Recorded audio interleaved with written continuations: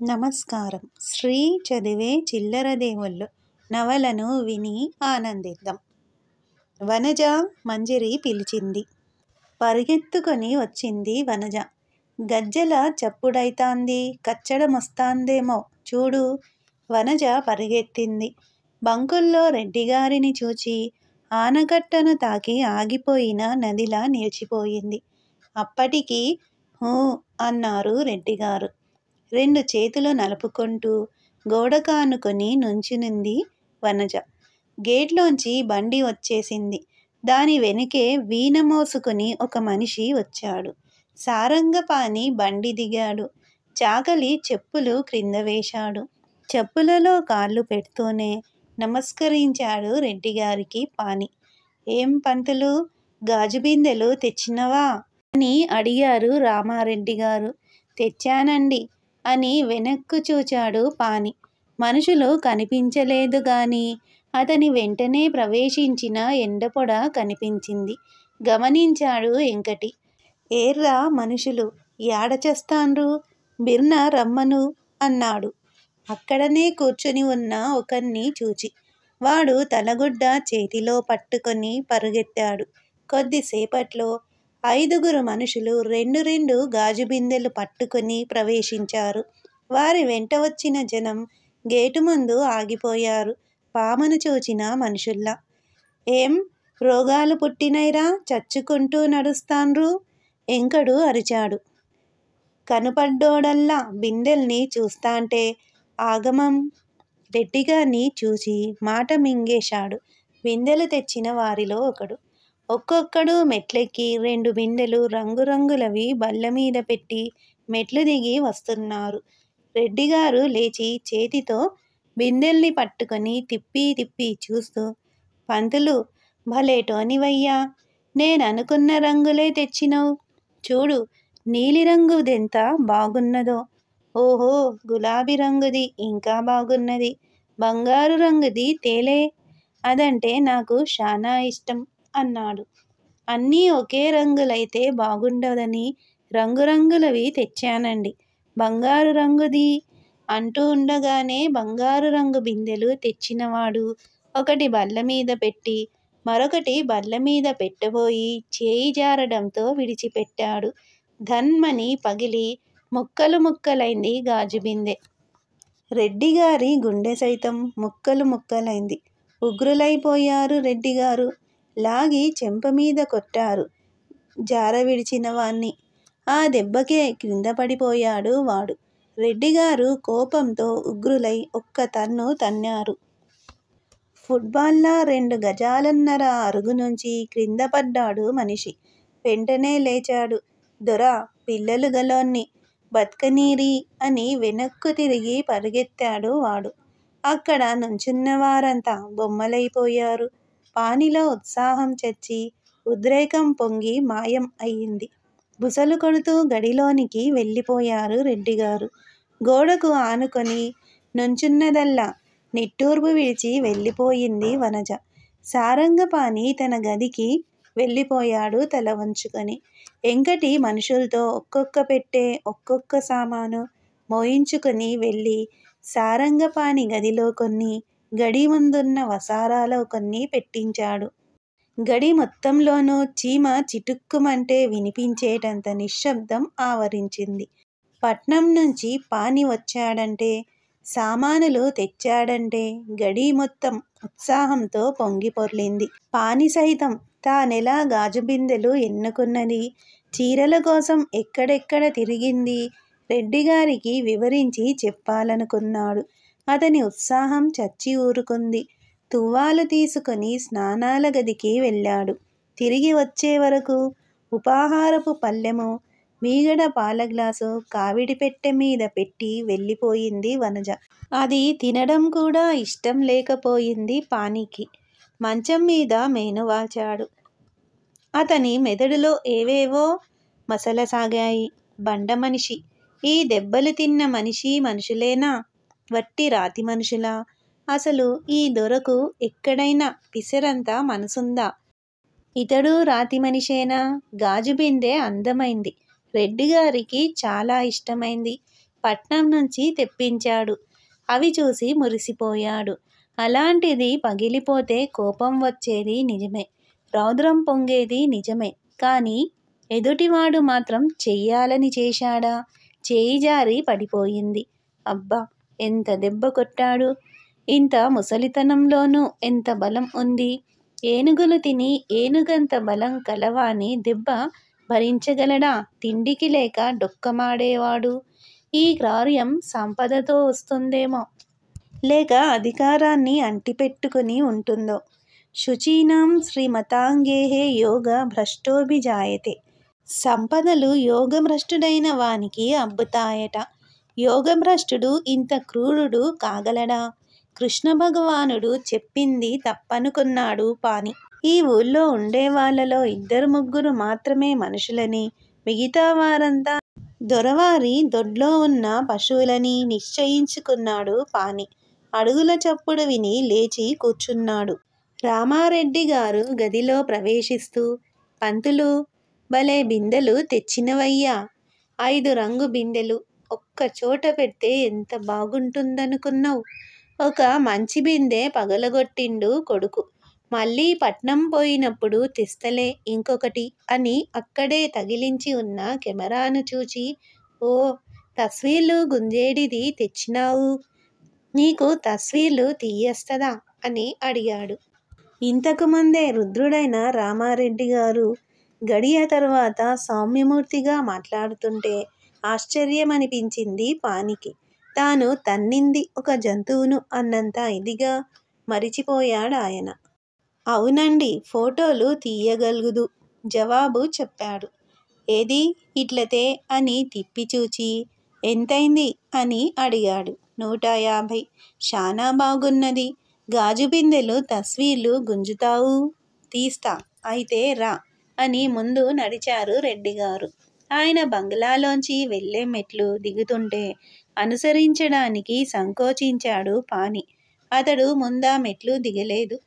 పాని రావడం లేదని గమనించి వెనక్కు తిరిగి, రావయ్యా పంతులు అని పిలుచుకుని వెళ్ళారు రెడ్డిగారు. మెట్లు దిగితే పెద్ద హాలుంది. ఒక్కసారి 100-200 మంది కూర్చోగల హాలది. క్రింద చలువరాయి పరిచి ఉంది. 3 చోట్ల ఫరష్ మీద పూల మొక్కల నగిషీలున్నాయి. గోడకు అంటి 1 అడుగు వరకు నల్లరాయి పరిచి ఉంది. గోడలు నున్నగా ఎత్తుగా ఉన్నాయి. కప్పుకు తగిలించి 4 రంగురంగుల గాజుబుడ్లున్నాయి. నిలువెడు చిత్రపటాలున్నాయి 10. వాటిలో చాలా పురాణగాథలకు సంబంధించినవే ఉన్నా అర్ధనగ్నమైన అతివల చిత్రాలు లేకపోలేదు. దర్వాజా మీద శకుంతల దుష్యంతునికి తామరాకు మీద ప్రేమలేఖ వ్రాస్తున్నట్లు, ప్రక్కన చెలికత్తెలున్నట్లు ఉన్న రవివర్మ చిత్రం ఉంది.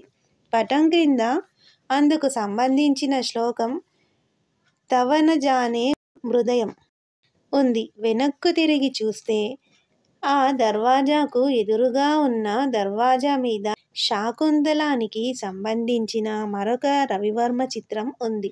అది విశ్వామిత్రుడు మేనకను వదిలిపోవడానికి సంబంధించింది. ఆ హాలు మాత్రం చూచిన వారికి రెడ్డిగారు గొప్ప కళాప్రియులని, రసికులని అర్థం అవుతుంది. ప్రతి చిత్రాన్ని సాంగోపాంగంగా చూడాలనుకున్నాడు పాని. కానీ రెడ్డిగారు వెళ్ళిపోయారని గమనించి బంకులోకి వెళ్ళిపోయాడు. బల్లపీట మీద రంగురంగుల గాజు బిందెలు 9 ఉన్నాయి. నేల మీద పగిలిపోయిన గాజు బిందె బాపతు ముక్కలు పడి ఉన్నాయి. 9 ఒకటి తీసేసి 8 తస్వీరు గుంజు అన్నారు రెడ్డిగారు. ఎంకటి అది విని బంగారు రంగు గాజు బిందెను 2 చేతులతోనూ జాగ్రత్తగా పట్టుకుని మరో బల్ల మీద పెట్టాడు. రెడ్డిగారు చూస్తూ నించున్నారు. పాని ఫోర్స్ చూసి క్లిక్ మనిపించాడు. ఫ్లాష్ చమక్కుమంది. మెరుపు మెరిసినట్లనిపించింది రెడ్డిగారికి. అయిపోయినాది? అయిపోయింది. ఏది తస్వీరు? చేయి చాచారు రెడ్డిగారు. అప్పుడే ఎట్లా? ఇందులో ఒక రీలుంటుంది. దానిమీద 12 బొమ్మలొస్తాయి. అన్నీ అయిపోయిన తర్వాత కడుగుతే బొమ్మలొస్తాయి. అయితే 12 గుంజు. మీరు నుంచోండి, ఫోటో తీస్తా. ఇట్లనా, పోషాకేసుకొస్తా అని లోపలికి వెళ్ళిపోయారు రెడ్డిగారు. ఇంతలో వనజ వచ్చింది. గిదేంది అంది. నుంచో, బొమ్మ తీస్తా అన్నాడు పాని. నుంచుంది వనజ కెమెరాలోంచి చూచి. కాస్త కుడికి తల వంచు. ఆ ఆ చాలు, ఒక్క చిరునవ్వు అన్నాడు పాని. వనజకు నవ్వేసింది. కెమెరా క్లిక్ మనడము, ఫ్లాష్ చముక్కుమనడము జరిగిపోయాయి. వచ్చిందా బొమ్మ? ఆ. వనజ మంజరి దగ్గరికి పరిగెత్తింది. దొరసాని, పంతులు తస్వీర్లు గుంజే పెట్టె తెచ్చిండు. నా తస్వీరు గుంజిండు. మీ తస్వీరు తీయించుకోరి. అట్లా నిలబడ్డనా, అది టిక్ మన్నది. ఒక్క మెరుపు మెరిసింది. బొమ్మొచ్చిందన్నాడు పంతులు అని చెప్పేసింది గబగబా. మంజరి గుండెలో ఒక కోరికే మెరిసింది. తాను బొమ్మ తీయించుకోవాలనుకుంది. తండ్రి దగ్గరకు వెళ్ళింది. అద్దంలో చూచుకుని ముస్తాబు అవుతున్న రెడ్డిగారు కూతుర్ని గమనించలేదు. అద్దంలో నీడ కనిపిస్తూనే ఉంది. నాయనా, మంజరి పిలిచింది. వెనక్కు తిరిగి చూచి ఏంది బిడ్డా అని అడిగాడు అత్తరు పూసుకుంటూ. నాయనా, నా బొమ్మ తీయించవా?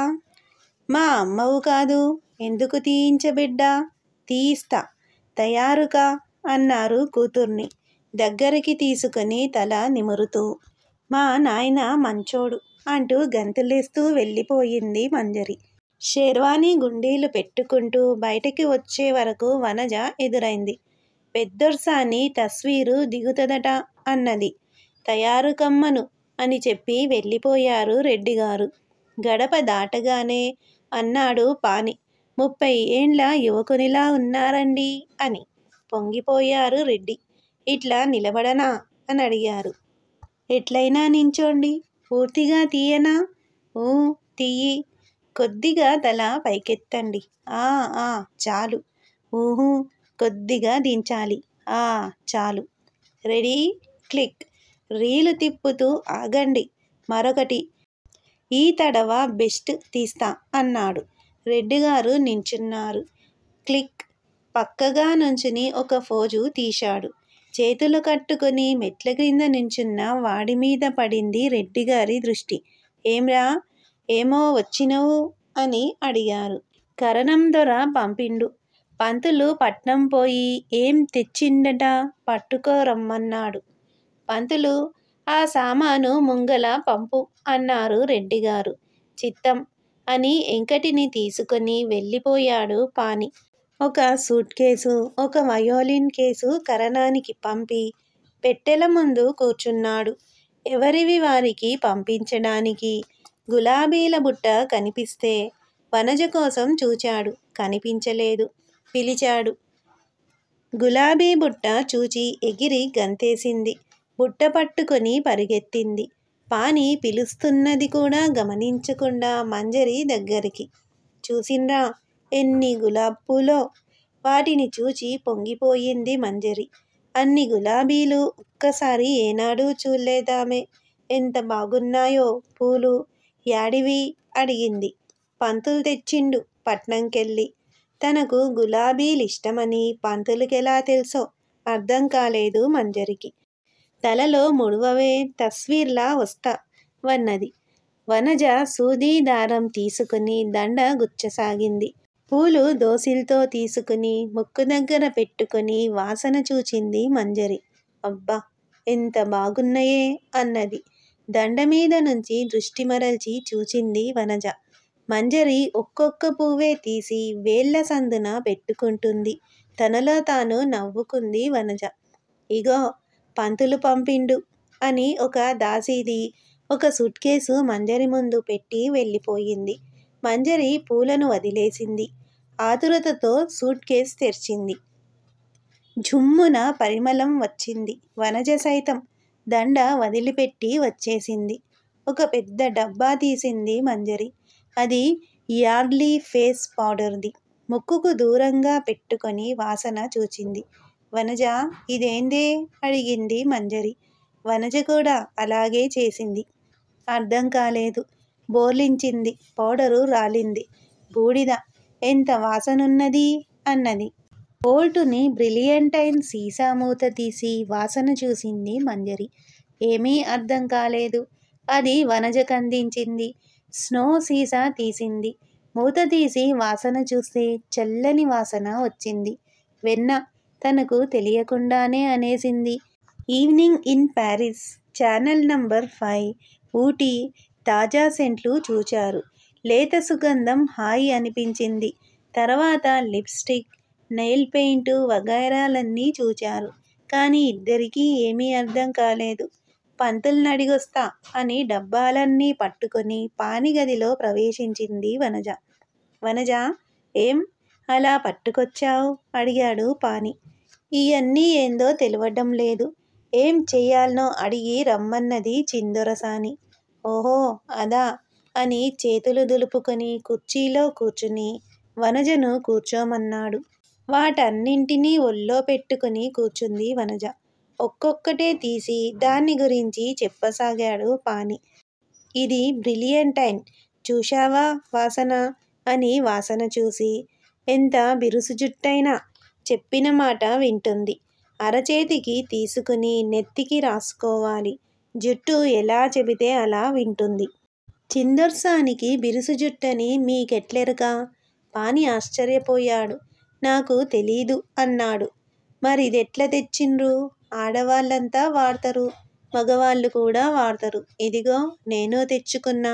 మిగతా వాటి విశేషాలన్నీ తెలియపర్చి వాటిని వాడే పద్ధతి చెప్పి వనజను పంపించేశారు పాని. వనజ దూరంగా ఉండగానే అన్నది మంజరి. వనజ, చూడు చీరెంత బాగున్నదో అని. అబ్బా, నీలిరంగు నాకెంతో ఇష్టం అన్నది రంగూన్ బ్యూటీ చీర చూపుతూ. అంచు అసలే లేదు. అక్కడక్కడా మెరుపు చుక్కలున్నాయి. ఇది కట్టుకుంటే నేనిట్లుంటనో అని చేతిమీద చీర వేసుకుని ముఖంలోకి చూస్తే వనజ ముఖంలోని రక్తం దిగిపోయి ఉంది. ఏమే అట్లున్నవు? ఈ లోకంలోకి వచ్చింది వనజ. ఏం లేదు అన్నది. చూడు ఈ చీర నాకెట్లుంటదో మళ్ళీ అడిగింది. కట్టుకుంటే మబ్బుల్లా మెరుపలే ఉంటరు. ఆ చీర అక్కడే పడేసి మరొకటి తీసింది. అది గులాబీ రంగుది. మొత్తం విప్పింది. తనకు చుట్టుకుంది. వనజ, చూడు ఈ లేత రంగెంత బాగున్నదో. లేని సంతోషాన్ని తెచ్చిపెట్టుకోవడానికి ప్రయత్నించింది వనజ. శానా బాగున్నది. నీలి చీరే ఇంకా బాగున్నది అన్నది. మంజరి చిన్నబుచ్చుకుంది. అట్లయితే నువ్వే తీసుకో అని వనజ మీద పారేసింది. వనజకేమీ అర్థం కాలేదు. మంజరి ముఖం చూసింది. అందులో కోపమో ప్రసన్నత రెండూ కనిపించలేదు. నాకెందుకండి, దాసీదాన్ని. మీకైతేనే బాగుంటుంది. చీరె గులాబ్ పూలల్లా వేస్తే ఏడున్నదో సుధా కండ్లపడదు. చూడురి అని చీర గులాబీ పూలల్లో వేసింది. అవునే వనజ, పూలల్లా కలిసిపోయింది రంగు అని గులాబీలను చీరను చూసింది. ఆ చీర తీసి వనజ మెడలో వేసి, ఈ చీరే ఇనాం అన్నది మంజరి. చకితయై చూచింది వనజ. రామారెడ్డి గారు ఫోటో దిగిన తర్వాత దుస్తులు మార్చడానికి తన గదికి వెళ్ళారు. అద్దంలో చూచుకున్నప్పుడు మంజరి ఫోటో దిగుతానన్న మాట జ్ఞాపకం వచ్చింది. మంజరి ఫోటో ఎవరు తీస్తారు? దొరసాని ఫోటో పాని చేత తీయించరాదు. ఫోటో తీయించకుంటే మంజరి చిన్నబుచ్చుకుంటుంది. అలా కుర్చీలో కూలబడి ఆలోచించసాగారు. పాని ఫోటో ఎలా తీశాడు? కెమెరా మెడకు తగిలించుకుని క్లిక్ అనిపించాడు. తాను అలా చేయలేడా? అదేమంత కష్టం. కానీ తానొక ప్రభువు. ఫోటో తీస్తాడా? ఆడవారికి ఫోటో తీయడం నేర్పితే ఎవరికి నేర్పాలి? వనజకు. వనజ దాసి. ఆడవారి ఫోటోలు తీస్తుంది. ఆహా, ఆ తోలుపట్ట మెడకు తగిలించుకొని క్లిక్ మనిపించడంలో ఏదో తమాషా ఉందనిపించింది. తానే అనిపిస్తే సరి. కానీ ఆ విషయం ఎవరికీ తెలియనీయరాదు. రహస్యంగా ఉండాలి. అవును, రహస్యంగా ఉండాలి. తానే ఫోటోలు తీయాలి. తానే ఫోటోలు తీయాలనే నిర్ణయం జరిగిన తర్వాత పానిగదికి వెళ్ళారు రెడ్డిగారు. పుస్తకం చదువుతూ మంచం మీద పడుకున్న పాని రెడ్డిగారిని చూచి నుంచున్నాడు. గదిలో అడుగు పెడుతూనే, పంతులు పెద్ద తిప్పలే తెచ్చిపెట్టినవు గదా అన్నాడు. సారంగపాణి సుమారు ఉలిక్కిపడ్డాడు. ఏమైంది దొరవారు అని అడిగాడు. ఏం లేదుగని చిందొరసాని పెద్దొరసాని తస్వీర్లు దిగుతమంటాండ్రు. ఎట్లనా అని ఆలోచిస్తాన్నా. పాణి గ్రహించాడు. అంతఃపురంలోకి తాను వెళ్ళరాదు. వారికి ఫోటోలు కావాలి. ఆలోచించేదేముందండి, మీరు తీయండి. తన మనసులోని మాట గ్రహించాడనుకున్నాడు రెడ్డిగారు. నాకు తీయొస్తాది. ఎందుకు రాదు అని కెమెరా దొరవారి మెడలో వేసి క్రింద గ్రౌండ్ గ్లాస్ లోకి చూడమన్నాడు పాణి. ఏం కనిపిస్తుంది? కిటికీ. క్లిక్ మనిపిస్తే కిటికీ ఫోటో వస్తుంది అని ఫోటో తీసే పద్ధతంతా చెప్పాడు పాణి. తన ఫోటో సైతం తీయించుకున్నాడు. కెమెరా రెడ్డిగారికిచ్చి తీసుకెళ్ళండి అన్నాడు పాణి. కెమెరా తీసుకుని వెళ్ళిపోతూ, పంతులు, కరణంతో గిట్ట అనేవు నేను తస్వీర్లు తీస్తనని అన్నారు. అబ్బే నాకెందుకండి, గడీల కూడా ఎవ్వరికీ తెల్వవద్దు. సరేనండి. రెడ్డిగారు వెళ్ళిపోయారు. పాణి కరణం ఇంటికి బయలుదేరాడు. కరణం ఎవరితోనో మాట్లాడుతూ కూర్చున్నాడు సావిట్లో. పాణి చేసిన నమస్కారాన్ని అందుకొని, పంతులు, వెంకట్రావును మర్చిపోయినట్లున్నదే అన్నాడు. లేదండి. రాగానే గాజుబిందెల గొడవ జరిగిందా అనుకువగా జవాబు చెప్పాడు పాణి. అదేంది, గాజుబిందెలేంది అడిగాడు కరణం. తెలిసి తన చేత చెప్పించాలని చూస్తున్నాడు కరణం అని గ్రహించాడు పాణి. ముక్తసరిగా చెప్పేశాడు. కొడుకులు అంత కీమత్గల గాజుబిందెలు ఎహెత్యాలుగా పట్టుకోవద్దు. మస్తీ కండ్లకెక్కింది కొడుకులకు. వానికి ఆయుస్సున్నది కాబట్టి బతికిపోయిండు. కోపమొస్తే దొర పులైతడనుకో. ఎంటపడి ఎందుకు కొట్టలేదు ఆశ్చర్యంగున్నది అని సారంగపాణి వైపు చూచాడు అతని వ్యాఖ్యానం ఆశిస్తూ. పాణి జవాబు చెప్పలేదు. పెట్టేటోడు కొడ్తే పడకుంటా తప్పుతాదుండి అన్నాడు అక్కడున్న వారిలో ఒకడు. ఆ మాట నచ్చలేదు కరణానికి. అచ్చా మళ్ళ రాండ్రి అన్నాడు అక్కడున్న వారినుద్దేశించి. లేచి నుంచున్నాడు కరణం. అంతా లేచి నుంచున్నారు. దండాలు పెట్టారు. వెళ్ళిపోయారు. పంతులు, ఎన్నొద్దులు పోయినవు? 3 రోజులే కదండి. నీకట్లనే అనిపిస్తది. తాయారెంత యాద చేసిందనుకున్నవు? పంతులును కదండి. ఏం పంతులువో ఏమో. మరిచిన. తస్వీర్లు గుంజేపెట్టే తెచ్చినవట గదా, తేకపోయినావు. మా తస్వీర్లు గుంజితే తప్పా? రెడ్డిగారు తీసుకున్నారనే మాట నోటిదాకా వస్తే మింగేసి దాన్ని అన్లోడ్ చేయాలండి అన్నాడు. అంటే రీలు తీసి వేరే రీలు వేయాలి. రేపు తెస్తవా? తాయారు తస్వీర్లు దిగుతదట. అలాగేనండి. ఈ నవల మీకు నచ్చితే సబ్స్క్రైబ్ చేయండి, షేర్ చేయండి, లైక్ చేయండి, బెల్ ఐకాన్ను ప్రెస్ చేయండి. శ్రీ ఛానల్ ఆడియో నవలను వింటున్నందుకు ధన్యవాదములు.